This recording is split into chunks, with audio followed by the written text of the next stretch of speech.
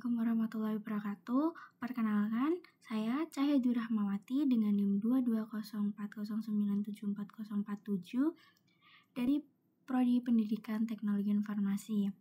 Nah, di sini kita akan membahas tentang routing dinamik. Nah, apa sih tujuan dari routing dinamik ini? Untuk mengetahui cara kerja routing dinamik, menstimulasikan routing dinamik RIP dengan Cisco Packet Tracer. Sebelumnya, routing dinamik atau dynamic routing adalah sebuah router yang memiliki dan membuat tabel routing secara otomatis dengan mendengarkan lalu lintas jaringan dan juga dengan saling berhubungan antara router lainnya. Protokol routing mengatur router-router sehingga dapat berkomunikasi satu dengan yang lain dan saling memberikan informasi satu dengan yang lain dan saling memberikan informasi routing yang dapat mengubah isi forwarding tabel tergantung keadaan jaringannya. Nah, dynamic router mempelajari sendiri rute yang terbaik yang akan ditempuhnya untuk menentukan paket dari sebuah network ke network lainnya. Administrator tidak menentukan rute yang harus ditempuh oleh paket-paket tersebut. Administrator hanya menentukan bagaimana cara router mempelajari paket dan kemudian router mempelajarinya sendiri. Router pada dynamic router berubah sesuai dengan pelajaran yang didapatkan oleh router. Nah, apabila jaringan memiliki lebih dari satu kemungkinan rute untuk tujuan yang sama, maka perlu digunakan dynamic routing. Sebuah dynamic routing dibangun berdasarkan informasi yang dikumpulkan oleh protokol routing. Protokol ini didesain untuk mendistribusikan informasi yang secara dinamik mengikuti perubahan kondisi jaringan. Protokol routing didesain tidak hanya untuk mengubah ke rute backup bila rute utama tidak berhasil, namun juga didesain untuk menentukan rute mana yang terbaik untuk mencapai tujuan tersebut. Pengisian dan pemeliharaan tabel routing tidak dilakukan secara manual oleh admin. Router saling bertukar informasi routing agar dapat mengetahui alamat tujuan dan menerima tabel routing. Pemeliharaan jalur dilakukan berdasarkan pada jarak terpendek antara device pengirim dan device tujuan. Di sini ada macam-macam routing dinamik atau dynamic router. Ada RIP, IGRP, OSPF, EIGRP, dan BGP. Nah, untuk kelebihan routing dinamik, yang pertama hanya mengenalkan alamat network yang terhubung langsung dengan routernya. Yang kedua, tidak perlu mengetahui semua alamat network yang ada. Bila terjadi penambahan suatu network baru, tidak perlu semua router mengkonfigurasi, hanya router-router yang berkaitan. Yang terakhir, lebih mudah untuk mengatur network yang besar, akan memilih jalur lain yang ada bila suatu jalur rusak. Nah, ini yang tadi kelebihan, ini kekurangan routing dinamik. Yang pertama, beban kerja router lebih berat karena selalu memperbarui IP tabel pada tiap waktu tertentu. Kecepatan pengenalan network terbilang lama karena router membroadcast ke semua router hingga akan ada yang cocok. Setelah konfigurasi harus menunggu beberapa saat agar setiap router mendapat semua alamat IP yang ada. Susah melacak permasalahan pada suatu topologi jaringan lingkup besar. Yang terakhir, update ARP tabel dibagikan ke semua komputer sehingga konsumsi butuh RAM untuk menentukan jalur terbaik bila terjadi down bandwidth. Jalur ditentukan oleh sistem bukan admin. Ini ada perbedaan spesifikasi dari routing statik dan routing dinamis bisa dilihat.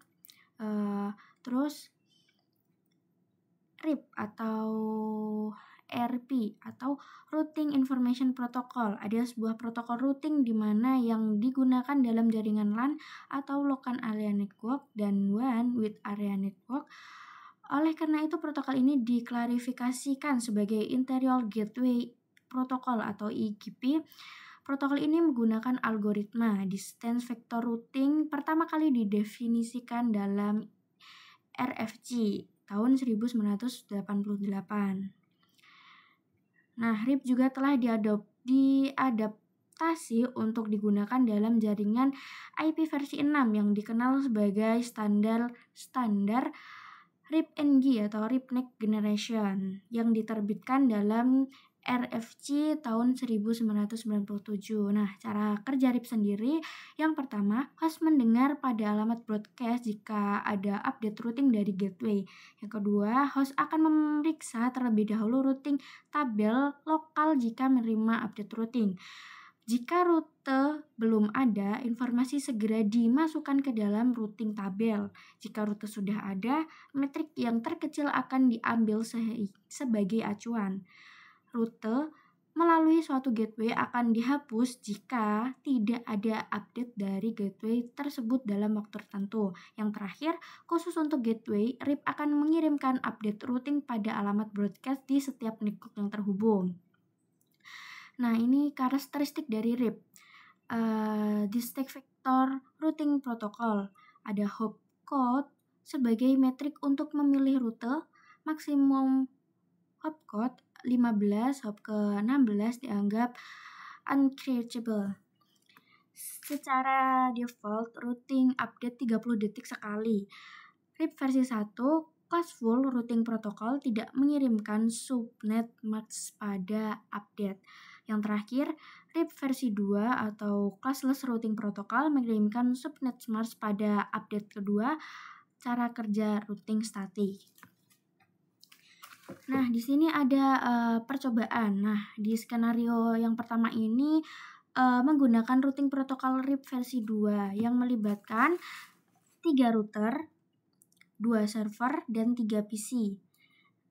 Ini ada langkah percobaan. Yang pertama tadi buat simulasi jaringan seperti gambar di atas, lalu mengisikan routing RIP setiap router sebagai berikut. Nah, tapi sebelum mengisikan ini kita harus mengubahnya menjadi RIP routing versi 2 dengan perintah no auto summary, terus version 2. Terus baru memasukkan ini routing RIP, network routing RIP di setiap router.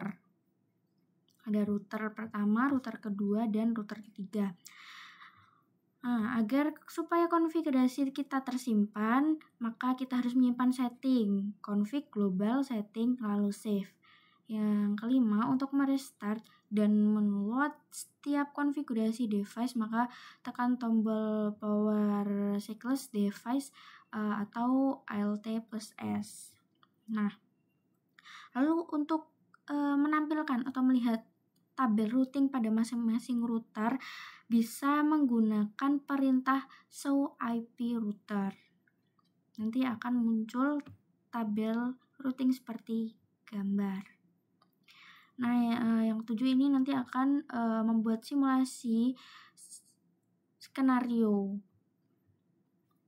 untuk mengetahui jalur terkirimnya.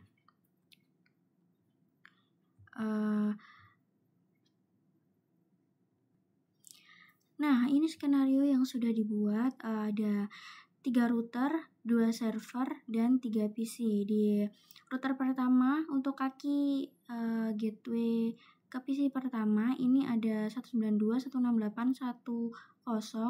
Yang gateway kaki kedua ini ada 192.168.1.64. Terus untuk kaki untuk menuju router kedua ada 12.12.12.0 dengan SAS24.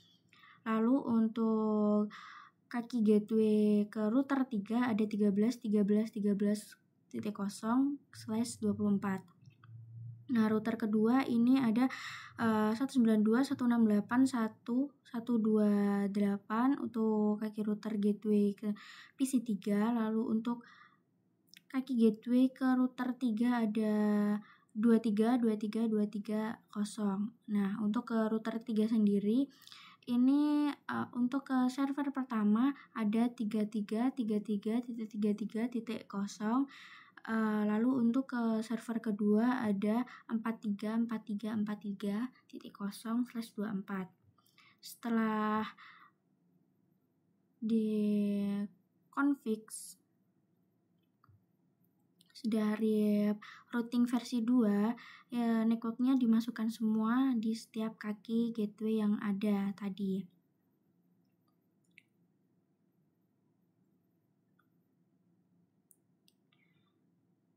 Terus setelah dimasukkan semua, ini router pertama sudah, terus router kedua juga sudah, router ketiga juga sudah. Dengan tadi ada 4 kaki gateway yang ada, jadi dimasukkan semua. Setelah itu, setelah di save tadi, kita akan lihat masuk ke bagian CLI untuk melihat menampilkan tabel routing dengan perintah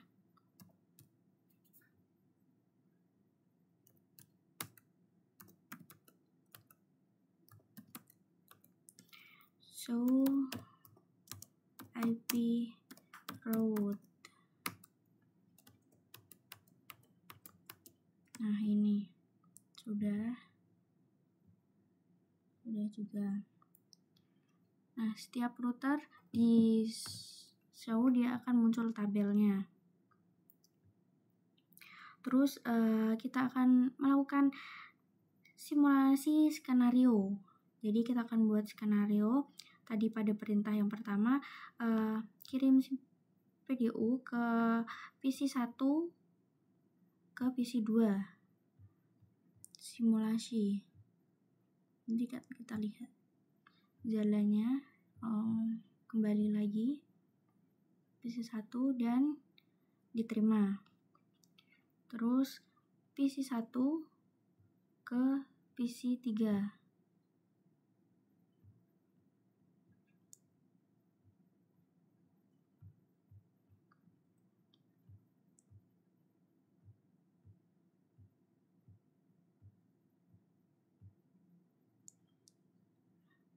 Diterima juga, berhasil.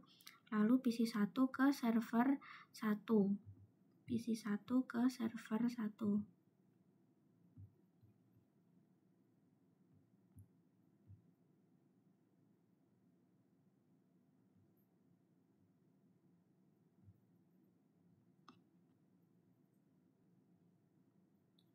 Nah, untuk PC 1 ke server 1 melalui router 3, lalu ke server 1, kembali lagi ke router 3, ke router 1, lalu ke PC 1.